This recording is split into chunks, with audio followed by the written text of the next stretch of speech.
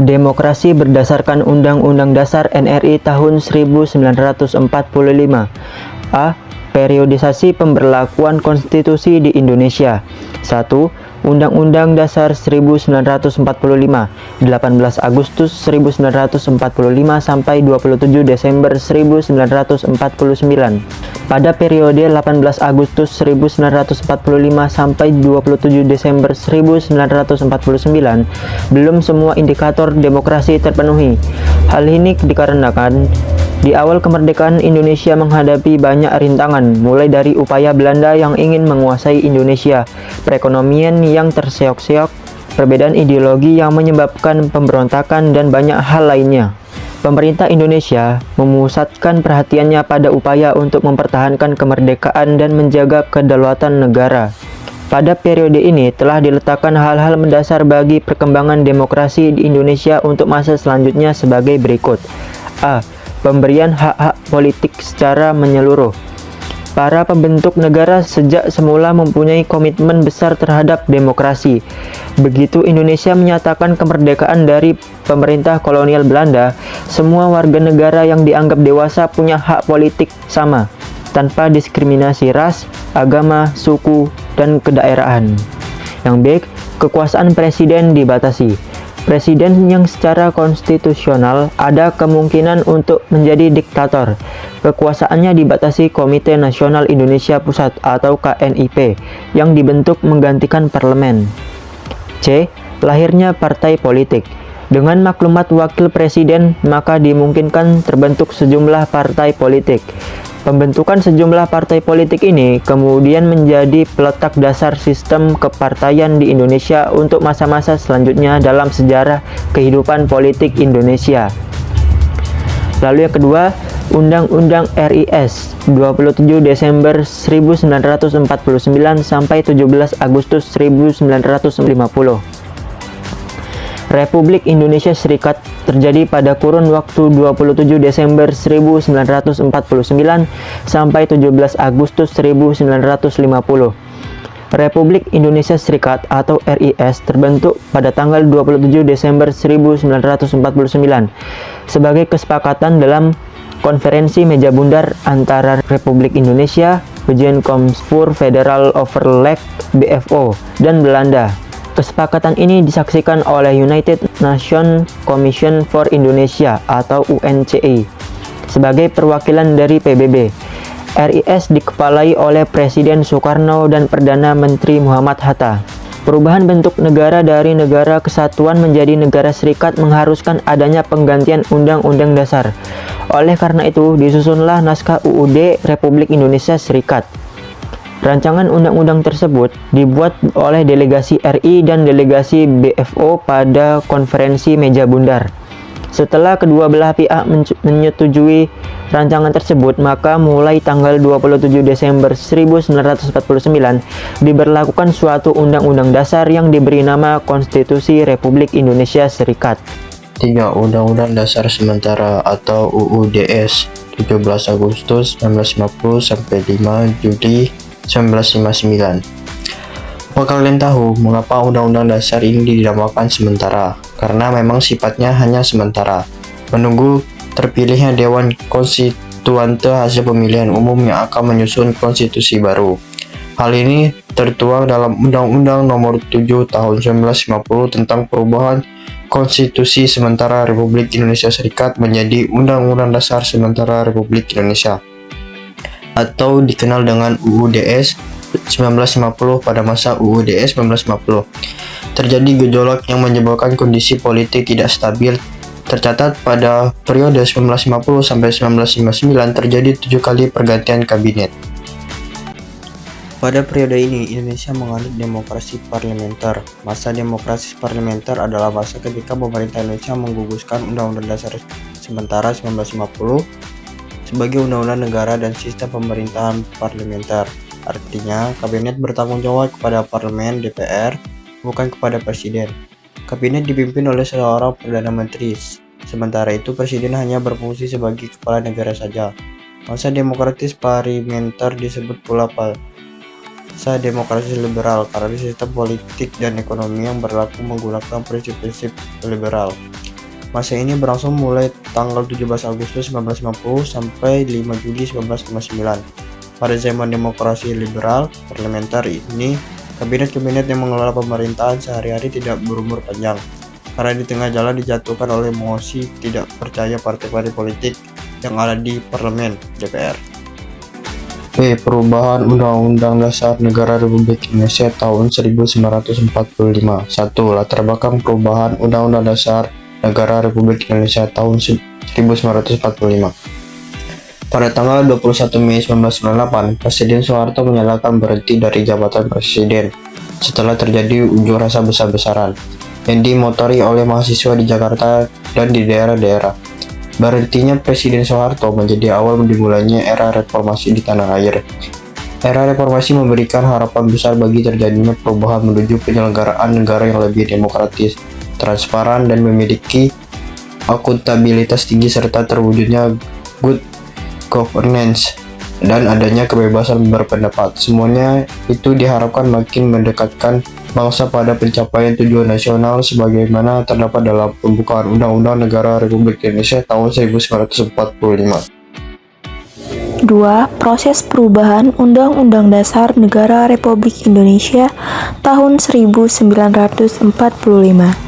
Tuntutan perubahan Undang-Undang Dasar Negara Republik Indonesia tahun 1945 pada awal era reformasi, pertengahan tahun 1998 terus berkembang, baik oleh masyarakat, pemerintah, maupun oleh kekuatan sosial politik, termasuk partai politik. Tuntutan itu kemudian diperjuangkan oleh fraksi-fraksi MPR. Selanjutnya, MPR membentuk Badan Pekerja MPR untuk melaksanakan tugas mempersiapkan rancangan perubahan Undang-Undang Dasar Negara Republik Indonesia tahun 1945.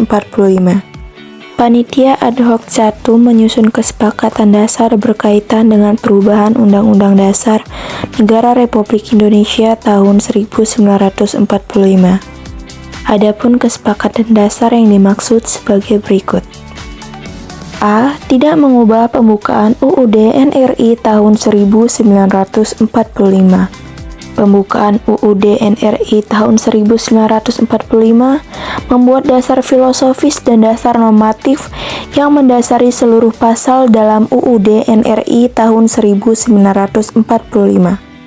Pembukaan UUD NRI tahun 1945 mengandung statsait berdirinya Negara Kesatuan Republik Indonesia (NKRI), tujuan haluan negara, dan dasar negara yang harus tetap dipertahankan. B. Tetap mempertahankan Negara Kesatuan Republik Indonesia. Kesepakatan untuk tetap mempertahankan bentuk negara kesatuan, yaitu Negara Kesatuan Republik Indonesia, didasari pertimbangan bahwa negara kesatuan adalah bentuk yang ditetapkan sejak awal berdirinya negara Indonesia dan dipandang paling tepat untuk mewadahi ide persatuan sebuah bangsa yang majemuk ditinjau dari berbagai latar belakang. Mempertegas sistem pemerintahan presidensial.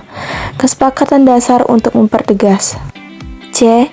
Sistem pemerintahan presidensial bertujuan untuk memperkukuh sistem pemerintahan yang stabil dan demokratis yang dianut oleh negara Republik Indonesia dan pada tahun 1945 telah dipilih oleh pendiri negara ini. 3. Hasil perubahan UUD NRI tahun 1945. A. Perubahan pertama UUD NRI tahun 1945. Perubahan pertama dilakukan karena adanya desakan kuat selama masa kemelut politik dan krisis kepercayaan yang dipicu oleh krisis moneter tahun 1997. Meledaknya keinginan masyarakat mewujudkan struktur dan sistem bernegara yang lebih andal. Hal-hal pokok yang melatar belakangi perubahan pertama sebagai berikut. 1. Sistem konstitusi masih bersifat saraf eksekutif atau eksekutif heavy. 2. Kekuasaan terpusat pada presiden menyebabkan banyak pelanggaran hak asasi manusia. 3. Masa jabatan presiden yang tidak terbatas memunculkan otoritarisme. 4.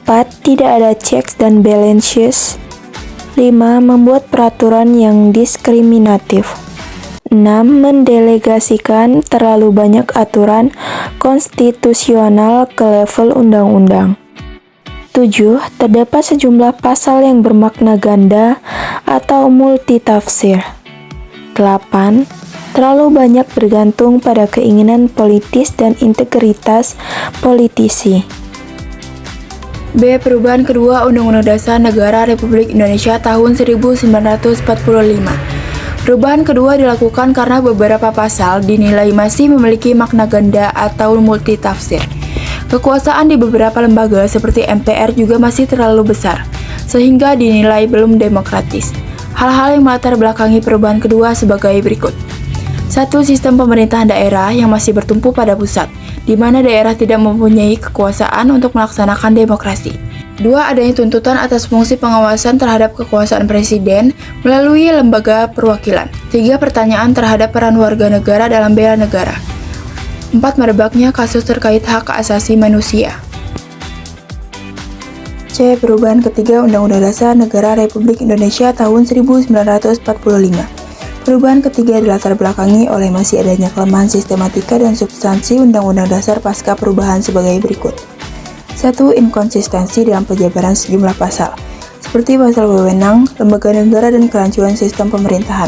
2. Sistem ketatanegaraan yang belum jelas, belum adanya budaya taat berkonstitusi. 3. Budaya birokrasi yang masih membawa gaya lama atau rumit. Dan yang terakhir, perubahan keempat Undang-Undang Dasar NRI tahun 1945. Perubahan Undang-Undang Dasar NRI tahun 1945 dilatar belakangi oleh beberapa hal sebagai berikut. 1. Perlunya sistem ketatanegaraan yang lebih demokratis dan berdasarkan hukum yang lebih teratur. 2. Perlu perluasan jaminan hak asasi manusia. 3. Perlunya desentralisasi yang lebih berorientasi pada daerah otonom. 4. Tidak ada grand design yang jelas dalam 3 amandemen sebelumnya. 5. Perlu adanya penguatan peran parlemen dalam hal mewujudkan fungsinya sebagai perwakilan rakyat. Inti dari perubahan keempat adalah DPD sebagai bagian dari MPR, pergantian presiden, pernyataan perang, perdamaian dan perjanjian, mata uang, bank sentral, pendidikan kebudayaan, perekonomian nasional dan kesejahteraan sosial, serta perubahan Undang-Undang Dasar. C. Perilaku demokratis berdasarkan Undang-Undang Dasar Negara Republik Indonesia tahun 1945 pada era keterbukaan informasi. 1. Makna demokratis. Menurut Kamus Besar Bahasa Indonesia atau KBBI, demokratis adalah kata sifat demokrasi. Demokratis adalah cara berpikir, bersikap, dan bertindak yang menilai sama hak dan kewajiban dirinya dan orang lain. Makna demokratis di Indonesia tidak hanya meliputi sistem pemerintahan yang melibatkan partisipasi aktif rakyat dalam pengambilan keputusan. Demokratis juga bermakna adanya semangat kesetaraan, kebebasan, dan kesejahteraan bersama. Indonesia sebagai negara dengan penduduk yang beragam budaya menjadikan prinsip demokrasi sebagai fondasi dalam menjalankan roda pemerintahan. Itulah sebabnya prinsip tersebut memiliki makna yang dalam bagi masyarakatnya.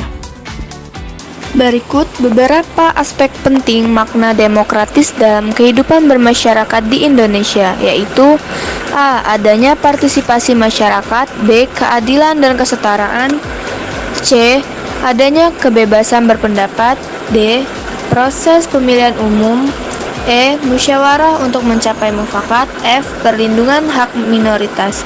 Kedua, perilaku demokratis pada era keterbukaan informasi. Perilaku demokratis adalah tindakan, perasaan, dan pandangan yang mengutamakan persamaan, musyawarah, dan menghargai pendapat orang lain.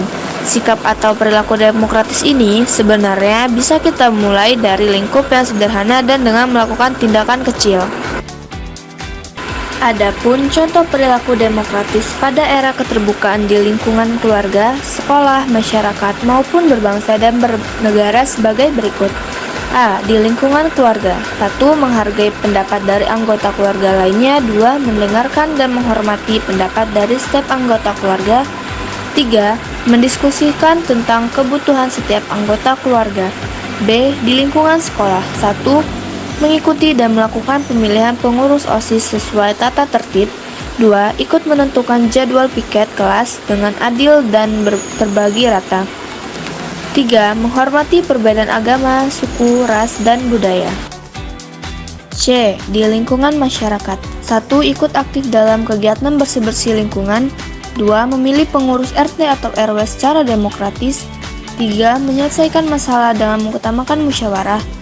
D. Di lingkungan bangsa dan negara. 1. Memberikan kritik yang membangun kehidupan berbangsa dan bernegara. 2. Menggunakan hak pilih pada saat pemilihan presiden dan wakil presiden. 3. Patuh terhadap peraturan perundang-undangan yang berlaku.